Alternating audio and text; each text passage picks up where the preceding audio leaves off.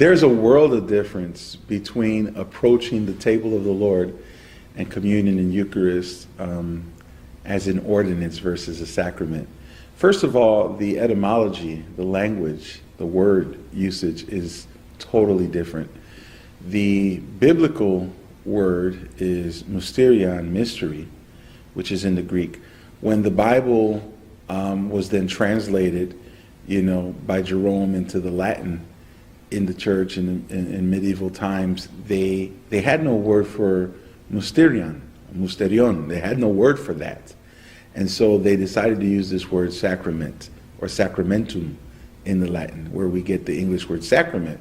Now, there's already an exchange. You lose something there. You lose the mystery there, because the word sacramentum has no roots in the Latin to describe mystery. As a matter of fact, it describes orders that are given to a soldier to carry out some things. And without going too deeply into that, the point is that there is a loss there of understanding just in the word usage. Now, going into the Protestant Reformation, when the reformers, John Calvin and others, and Zwingli begin to use a different language altogether, because they're not trying to follow the Roman Catholic Church and using the word sacrament.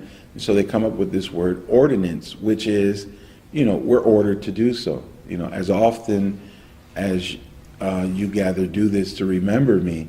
And so, baptize because it's an order. Eat the bread and drink of the cup because we're ordered to, as opposed to doing it because I find mystery. When you look at the sacraments and you look at these parts of our worship as mysterious, you're drawn to it by faith. I don't know what I'm going to encounter. I just know there's something there. I know that God is embodied there somehow, and I don't know what form God's going to take, as opposed to saying, well, I'm going to do this because I was told I need to do this. This is something we got to do, so let's get through it. And then we take it from a very Western approach, and what I mean by that is that our mentality there is not sacramentality. Our mentality there is rationalistic. We do it because we want to remember Him, and we are just being obedient to the Lord, and we're getting our duty done, And so there's a world of difference between approaching something with a sense of mystery and faith and approaching something because it's a duty that needs to be performed. There's a very world of difference, and it opens up, entirely different experiences, and it opens up our understanding differently. Our faith then is shaped and formed differently. Our worship experience is different.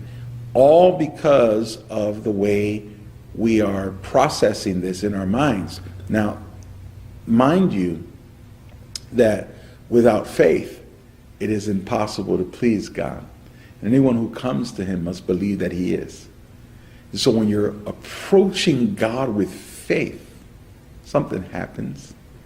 When you're approaching God out of due diligence, something else happens.